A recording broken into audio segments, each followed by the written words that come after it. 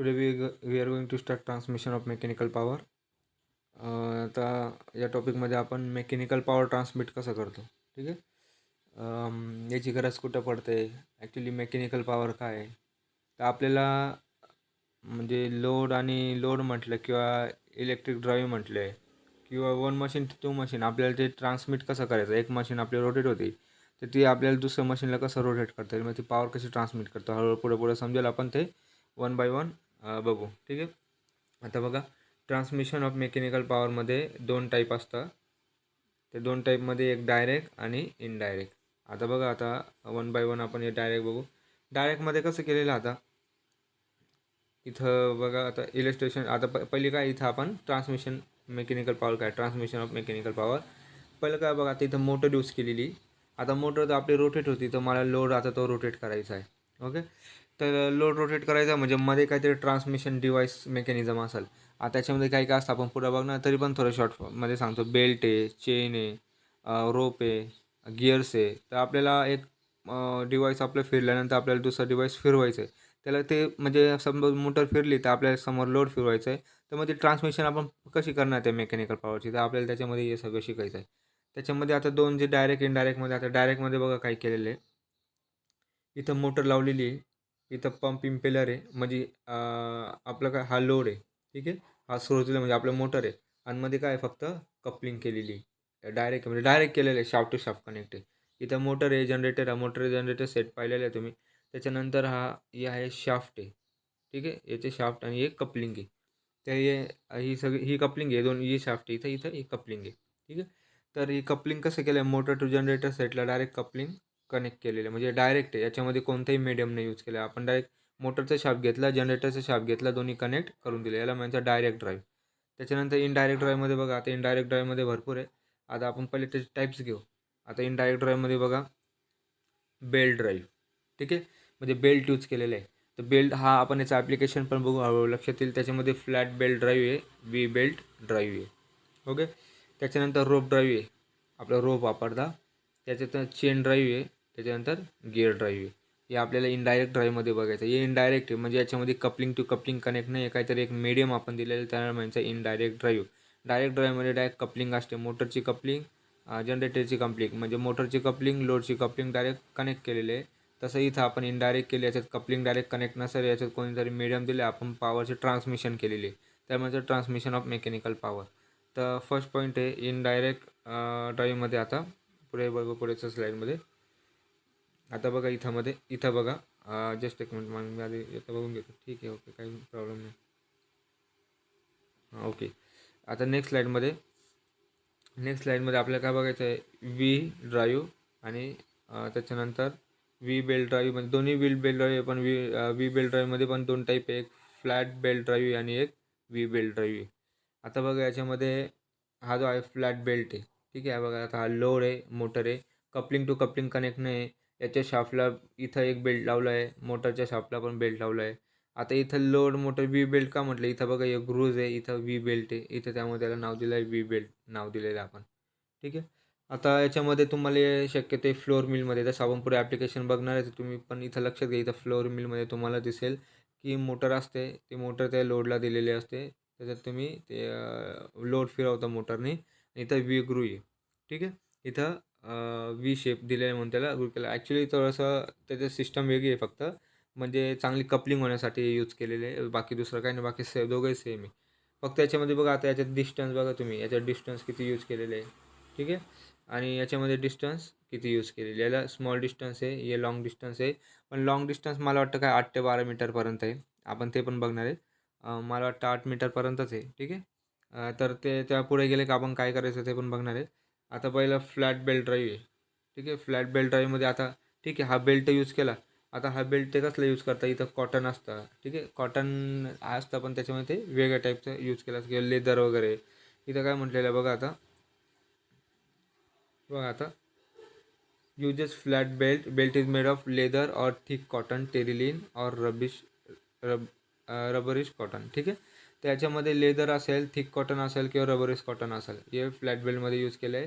त्यानंतर हॉरिझॉन्टल पोझिशनच आहे आणि नॉईज तर होणार आहे, कारण की आता इथे बघा याचा तेवढा जो गॅप आहे, हा जो गॅप आहे याच्यामध्ये आता 2 गोष्टी आपण रन करतो ट्रान्समिशन पॉवरमध्ये, तिथं नॉईस तर इथं होणारच आहे. ठीक आहे. आता त्याच्यात आपण डायरेक्ट ॲडव्हांटेज डिसॲडव्हांटेज बघू.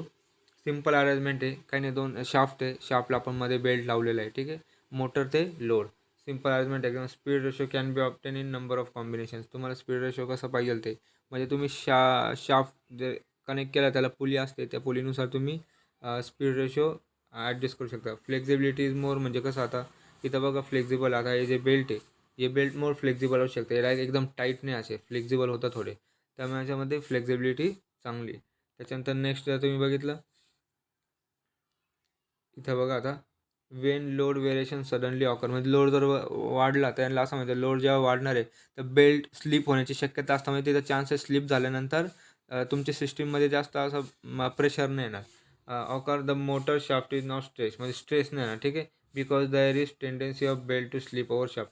बेल्ट स्लिप झाला का तुमच्या म्हणजे शाफ्टवर मोटरवर स्ट्रेस नाही येणार, जर लोडही जास्त झाला तर याचं इथे ॲडव्हांटेज आहे, त्यावेळेस स्लिप होऊ शकतं ते. त्याच्यानंतर नेक्स्ट वन आहे, त्याचे डिसॲडव्हांटेज काय बघा आता. Space occupied is large. आपण आता बघितलं स्पेस म्हणजे मोटर आणि लोडमध्ये खूप जागा आहे, त्यामुळे स्पेस खूप जाते. फ्लोअर मिलमध्ये तुम्ही गेले असाल तर तिथं खूप थोडीशी जागा लागते. Okay. Power transmission range is 150 to 200 किलोवॅटपर्यंत आपण एवढं लोडपर्यंत आपण पॉवर ट्रान्समिट करू शकतो. म्हणजे समोरचं मशीन आहे एवढं किलोवॅटचं असेल तर आपण ते ट्रान्समिट करू शकतो, एवढं लोडपर्यंत पाहिजे. त्यानंतर during load change additional trust is produce on bearing, so where and tear is more. Bearing additional force produce होतात, ट्रस्ट प्रोड्यूस होतं, त्यामुळे विअर अँड टिअर त्याच्यामध्ये होतं. विअर अँड टिअर थोडं तर होणारच आहे. आणि बघा आता ॲप्लिकेशन काय आहे, कुठं यूज करता येईल, फ्लोअर मिल्स, कॉटन मिल्स. ठीक आहे, आम्ही सांगितलं तुम्हाला फ्लोअर मिल आणि कॉटन मिलला. त्याच्यानंतर V belt drive. V belt drive बघा आपण ते बघितले. It use V shape groove and V shape belt, जे मी तुम्हाला सांगितलं वी शेप त्याच्यात यूज केलेलं आहे. जे shape of geometry provide better grip and coupling, त्यासाठी आपण वी शेप केलं आहे. चांगली कपलिंग त्या भेटण्यासाठी, तुम्हाला ग्रिप भेटण्यासाठी आपण केलं आहे. Distance between motor and load is comparative less, जे मी तुम्हाला सांगितलं वीचं डिस्टन्स लेस आहे आणि जे फ्लॅट बेल्ट होतं त्याचं डिस्टन्स जास्त होतं. त्याच्यानंतर याचे ॲडव्हांटेज बघू आपण वी बेल्टचे आता. ॲडव्हांटेजेस काय, coupling better than flat belt drive. Flat belt म्हणून आपण वी बेल्ट यूज केला, कारण की फ्लॅट बेल्टमध्ये पेक्षा याच्यात कपलिंग चांगले येणार आहे, नॉईज पण कमी होऊन जातं, विअर अँड टिअर पण कमी होणार आहे. ठीक आहे. हे सगळं याच्यामध्ये जास्त होतं फ्लॅट बेल्टमध्ये, त्यामुळे आपल्याला वी बेल्ट यूज करावं लागलं. विअर अँड टिअर पण कमी आहे, नॉईज पण कमी आहे, त्याच्यानंतर कपलिंग पण चांगली आहे. पण डिसॲडव्हांटेज काय देतं का, फिक्सिंग इज क्रिटिकल, म्हणजे व्ही आहे त्याच्यामध्ये फिक्स करायला थोडंसं अवघड जाईल. याच्यामध्ये बेल्ट फ्लॅट बेल्टमध्ये कसं आहे, तुम्ही मोटरला बेल्ट दिल्यानंतर लोडला लावलं तर लगेच होतं सरकून दिल्यानंतर, पण याच्यात फिक्सिंग थोडीशी वे बेल्टमुळे ते ग्रूज असल्यामुळे अवघड जाईल आणि कॉस्ट पण त्याची वाढून जाते. आणि त्याचे युजेस कुठे याचे, ऑटोमोबाईल्स, शिविंग मशीन, वॉशिंग मशीन. ठीक आहे, या ठिकाणी याचे युजेस आहे. आता आपण अजून नेक्स्ट बघणार आहे. आता बघा हे रोप ड्राईव्ह आहे. आता रोप ड्राईव्ह आपण काय यूज करतो, तसंच बघ ना आपण जेव्हा तुमचं डिस्टन्स खूप वाढून जातं.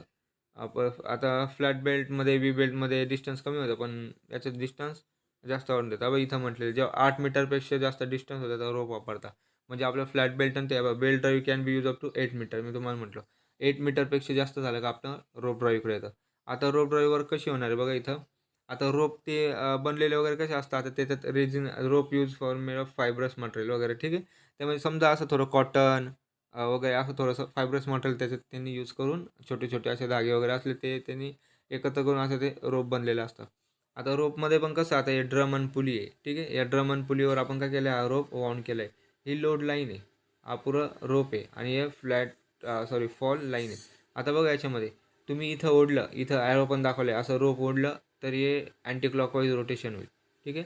जेव्हा असं होईल हे अँटी क्लॉकवाईज रोटेशन होईल, म्हणजे काय होईल, इथं खाली रोप वाढेल म्हणजे अँटी क्लॉकवाईज होईल आणि वरतून लोड लाईन पुल केली जाईल इथं. ठीक आहे. इथं पुल केलं म्हणजे ओढलं जाईल, इथं फोर्स लावलं जाईल. तीच जर तुम्ही इथं सोडलं, म्हणजे आता डायरेक्शन जर मी इथं दाखवली, ही सोडली तर तुमचं ड्रम ते असं रोटेशन होईल क्लॉकवाईजमध्ये. ठीक आहे. क्लॉकवाईज रोटेशन झाल्यानंतर ते फ्री होईल, म्हणजे तुम्ही याला काय केलं, फ्री केलं, फ्री मोमेंटमध्ये. म्हणजे ओढल्यावर इथं टाईट होईल, इथं सोडलं का तिथं लूज होईल. ठीक आहे. त्याच्यानंतर त्याच्यात अजून जर बघायला गेलं आपण, ठीक आहे, जे मी तुम्हाला सांगितलं ते फॉल लाईन वगैरे इथं दिलेलं बघा, फॉल लाईन वगैरे सगळं दिलेलं आहे इथं. त्याच्यानंतर कोणत्या डायरेक्शनला ते रोटेट होईल, ते कसं होईल, तेच सगळं मी सांगितलं तुम्हाला, ते दिलेलं आहे. पण मग आता याचे आपण ॲडव्हांटेज बघू. Power transmitter is large. ठीक आहे. याचे पॉवर ट्रान्समिशन खूप होणार आहे. त्याच्यामध्ये आपण पॉवर ट्रान्समिट जास्त करतो म्हणजे कारण की लाँग डिस्टन्स वगैरे त्यामुळे पॉवर ट्रान्समिशन लार्ज होईल याच्यामध्ये. It can be use for large डिस्टन्ससाठी यूज करू शकतो. 8 मीटरपेक्षा असलं का आपण हे यूज करतो. The operation is quite noise level is less. ठीक आहे, नॉईज वगैरे नाही, रोपमध्ये एवढं नॉईज नाही होणार आणि ऑपरेशन पण एकदम क्वाईटमध्ये होऊन जातं. त्यानंतर रिव्हर्सिबल आहे, फॉरवर्ड बॅकवर्ड त्याच्यामध्ये मोमेंट होतं, रिव्हर्सिबल होतं. ठीक आहे, direction can be change easily. आपण इझिली डायरेक्शन चेंज करू शकतो. कॉस्ट पण कमी त्याची, रोप वगैरे ड्रम पुली वापरली त्यामुळे कॉस्ट एकदम लेस आहे. इन्स्टॉलेशन पण इझी. इन्स्टॉलेशनमध्ये काय जास्त नाही, रोप वाऊंड केली, वरती एक एंड आहे, खाली एक एंड आहे. ठीक आहे, असे 2 एंड आहे आणि त्याचे इन्स्टॉलेशन काही जास्त अवघड नाही. त्याच्यानंतर आता जर बघायला गेलं त्याचे डिसॲडव्हांटेज काय आहे बघा. डिसॲडव्हांटेज 2च आहे. रोप जर ब्रोकन झाली म्हणजे रोप जर मध्ये तुटली तर आपल्याला कळणार पण नाही मध्ये रोप ब्रोक झालेली. Rope is broken internally it cannot be detect. आपण डिटेक्ट करू शकत नाही मध्ये ब्रेक झाली असेल तर. त्याच्यानंतर if wire ropes are use there is a corrosion of rope. म्हणजे आपण जर वायर रोप वापरायला लागलो, आता इथं येणे आपण काय केलं, फायब्रस मटेरियल यूज केलं, पण वायर जर यूज करायला लागलं तिथं मग करोजन वगैरे होण्याचे चान्सेस आहे. ठीक आहे, त्याला गंज वगैरे लागणार, विअर अँड टिअर वगैरे येत्या गोष्टी. याच्यात पण विअर अँड टिअर होणार, त्याच्यात पण थोडंसं विअर अँड टिअर होणार आहे. त्याचे ते डिसॲडव्हांटेज आहे. आता हे झालं रोपबद्दल. आता नेक्स्ट गेल्यानंतर चेन ड्राईव्ह. आता तुम्ही ते बघितलंच आहे मी, म्हणजे असं तुम्ही डायग्राम बघून सांगा तुम्हाला बायसिकल, ऑटोमोबाईलमध्ये दिसणार आहे, पण आपण बघू काय त्याच्यामध्ये. बघा आता इथं काय आहे, आता यांनी डायरेक्शन दाखवली, अशी मोमेंट आहे. ठीक आहे, इथं मोमेंटचं काही नाही, पण इथं चेन यूज केली आहे, याला चेन म्हणता. इथं स्प्रॉकेटमधला पार्ट आहे, हा शाफ्ट आहे. ठीक आहे, हे तर तुम्ही बायसिकलमध्ये बघितलं त्यामुळे तुम्हाला लगेच लक्षात येऊनच जाईल. त्याच्यामध्ये काय म्हटलेलं आहे, इफ हां, आता हे काय यूज करतात की विअर अँड टिअर कमी होण्यासाठी, मेकॅनिकल पॉवर जास्त ट्रान्समिट करण्यासाठी. आपण पहिले एक टाईप तर बघितले, पण याच्यामध्ये मेकॅनिकल पॉवर पण जास्त भेटेल तुम्हाला, ट्रान्समिट पण जास्त. काय म्हटलं, it is a mechanical unit power is transmitter from engine two wheels. ते इंजिन आपलं ते म्हणजे ऑटोमोबाईलमध्ये आपण बघितलं इंजिनला असते वन एंड आणि बाकी आपण व्हील रोटेट करायला वापरतो bye means of moving endless chain. ठीक आहे, त्याच्यानंतर it is most popular in automobile sector. तेच ऑटोमोबाईलमध्ये खूप वापरतात. आता बघा याच्यात तुम्हाला इफिशियन्सी पण जास्त भेटेल. पण वन बाय वन आपण त्याचे ॲडव्हांटेजेस बघू काय. जस्ट अगेन ॲडव्हांटेज बघा आता. Can be use for short and long डिस्टन्ससाठी तुम्ही यूज करा, शॉर्ट डिस्टन्ससाठी पण लाँग डिस्टन्ससाठी पण. Single chain can drive more number of shafts. म्हणजे एक चेनच, आता कपलिंग वगैरे चांगलं असलं, पॉवर चांगलं आहे, ट्रान्समिशन चांगलं असेल, तुम्ही एक चेनपासून मोर नंबर ऑफ शाफ्ट तुम्ही ड्राईव्ह करू शकता. Not affected due to temperature factor. Temperature जरी वाढलं कमी झालं तर चेनला काही फरक पडणार नाही. ठीक आहे, तसं रोपला थोडं लूज वगैरे टाईट वगैरे होऊ शकते थोडंसं टेम्परेचर चेंज वगैरे झाल्यानंतर, पण इथं तुम्हाला चेनला काहीच फरक पडणार नाही. Because there is no direct friction like belt on और रोप ड्राईव्ह. ठीक आहे, डायरेक्ट फ्रिक्शन बेल्ट किंवा रोपसाठी सारखं नाही आहे. साईज पण कॉम्पॅक्ट आहे. आपण ऑटोमोबाईलमध्ये बघितलं साईज कॉम्पॅक्टमध्ये होऊन जातं. इफिशियन्सी बघा चांगली आहे, 96% आहे. त्याच्यानंतर स्लिप पण नाही होणार कारण की ते आपण सॉकेट दिलेले आहे, त्यामुळे स्लिप होण्याचे चान्सेस खूप कमी आहे. मेकॅनिकली पण स्ट्रॉंग आहे खूप. Can operate in wet condition. पण त्याचं पाणी वगैरे पडलं, लिक्विड पडलं, काही पडलं तरी काहीच प्रॉब्लेम नाही आहे. तर एकदम चांगलं वर्क होते. फक्त याला एक प्रॉब्लेम आहे की तुम्हाला लुब्रिकंट करावं लागेल. खाली काय बघू आपण त्याचे डिसॲडव्हांटेजेस. काय cannot be use in application wet slip is in. Slip वगैरे होत असेल तर आपण नाही यूज करू शकत. ठीक आहे, स्लीप होत असेल त्याला काढून ठेवावं लागेल, जिथं स्लीप होईल तिथं. Lubrication is require. म्हणजे बघा त्याला ऑइल असेल, त्याचं ग्रीस वगैरे आपल्याला लुब्रिकेशन त्याला द्यावंच लागणार कारण त्याचे स्लीप म्हणजे ते काम चांगलं करायला त्याची इफिशियन्सी चांगली वाढेल. तुम्ही बघा बाईकमध्ये आपण त्याला ऑइलिंग वगैरे नाही केलं त्याच्यात आवाज यायला लागतो. ठीक आहे, त्यात फ्रिक्शन विअर अँड टिअर जास्त वाढणार आहे, त्यामुळे ते विअर अँड टिअर व्हायला नाही पाहिजे. त्यामुळे आपल्याला त्याला ग्रीसिंग ऑइलिंग रेग्युलर करावं लागेल. नॉईस लेवल मोर होईल, ते चेनचा आवाज येतो जास्त. ठीक आहे, आपण गाडीत पण बघितलेलं आहे त्या चेनचा वगैरे आवाज येतो. त्याच्यानंतर त्याचे ॲप्लिकेशन कुठे आहे बघा. पहिले तर ऑटोमोबाईल्समध्ये मटेरियल हँडलिंग प्लॅन्ट्स आहे, बिल्डिंग कन्स्ट्रक्शन वर्कला पण आहे, oil wet drilling rigs, agriculture machinery वगैरे असेल, म्हणजे भरपूर ठिकाणी याचे ॲप्लिकेशन आहे. ओके, त्याच्यानंतर नेक्स्ट आहे आता हे गिअरचे टाईप आहे बघा. आता आपण हे गिअर वन बाय वन बघणार आहे. ठीक आहे, आता हे जे सगळं आहे हे गिअर्स आहे सगळे. आता हे गिअर्समध्ये आता वेगवेगळे गिअर आहे. आता ते काय आपण बघू. पहिलं आहे एक्सटर्नल स्पर गिअर. आता याच्यामध्ये ॲक्च्युली गिअर कशाला वापरतात सगळे, हे गिअर अरेंजमेंट आहे सगळे. हे पण तुम्हाला ऑटोमोबाईल्स वगैरे भरपूर इंडस्ट्रीमध्ये बघायला भेटेल. पण गिअर्स आपण कशासाठी वापरतो मोस्टली, की तुम्हाला स्पीड वगैरे चेंज करायचा, स्पीड रेशो पाहिजे. सगळ्यात चांगला स्पीड रेशो तुम्ही गिअर रेशोनी करू शकता. ठीक आहे, विंड मिल्स बघितल्या त्याच्यात पण आपण असे गिअर रेशो वापरणार आहे. आता याला एक्सटर्नल स्पेअर गिअर म्हणतात. म्हणजे याच्यामध्ये काय असतं, दोन्ही पॅरलल आहे बघा. हा शाफ्ट इथं पॅरलल आहे, हा शाफ्ट पॅरलल आहे, एकावर एक गे तुती असे आपण काय केलेलं दिलेलं असतं. आता बघा याची जर रोटेशन जे असेल त्या रोटेशनमध्ये फास्ट फिरणार आहे, या रोटेशनने फिरवलं तर फास्ट असेल तर हे स्लो असणार आहे. असं गिअर आपण स्पीड चेंज करू शकतो. इथं काय म्हटलं, the shafts are parallel to each other the alignment is to be properly done. ठीक आहे, अलाइनमेंट प्रॉपरली पॅरलल वगैरे व्यवस्थित बनवायचं म्हणजे आपण त्याचा स्पीड रेशो चांगला करू शकतो. आता हा आपण झाला एक्सटर्नल स्पर गिअर आहे, तसंच हा इंटरनल स्पर गिअर आहे. दोघांचं काम सारखंच असणार आहे, पण हा फक्त इंटरनली आपल्याला सेम हा जो काम करणार रोटेशनचं स्पीडचं तसंच हा करणार आहे. याच्यामध्ये काय होतं, हा कवर केलेला आहे का याच्यामध्ये कॉन्टॅक्ट एरिया चांगला असतो म्हणून आपण हा यूज करतो.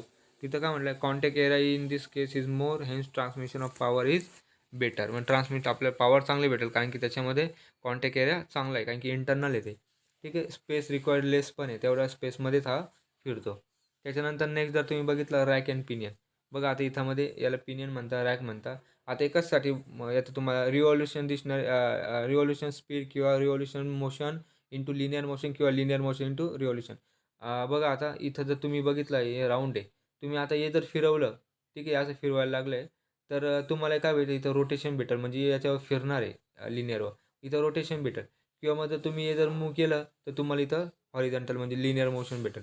म्हणजे तुम्ही linear to horizontal, horizontal to linear दोन्ही पण याच्यामध्ये रॅक अँड पिनियननी यूज करू शकता. ओके. त्याच्यानंतर हेलिकल गिअर्स. आता हेलिकल गिअर्समध्ये काय आहे, याला हेलिकल का म्हटलेलं आहे आता, याचे तूत बघा असे इथं काय केलेलं आहे त्यांनी, हेलिक्स केलेले आहे. इथं दोघांचे जर बघितलं तुम्ही तर हेलिक्स केलेले आहे. ठीक आहे, teeth of helical gears are cut and angle, ते त्यामुळे त्याला हेलिक्स म्हटलं. Teeth are not exactly parallel to the each other. म्हणजे पॅरलल म्हणजे कसं आता, की इथं बघा इथं पॅरलल आहे, इथं या बघा हे टीथ पण पॅरलल आहे, शाफ्ट पण पॅरलल आहे बघा इथं. ठीक आहे, टीथ एकामेकाला कसे पॅरलल आहे, एकामध्ये काय होतं ते त्याचे एकदम फिक्स होऊन जातात. ठीक आहे, आणि याच्यामध्ये काय केलं आहे त्यांनी इथं हेलिक्स केलेले आहे, म्हणजे थोडेसे हेलिक्समध्ये ठेवलेले. ओके. तर आता याची ॲडव्हांटेज काय आहे, मोस्टली ते स्पीड रेशोलाच जास्त यूज केलं जाणार आहे. आता याची ॲडव्हांटेज काय आहे बघा, wide brand of speed ratio can be use, म्हणजे 60:1 बघा.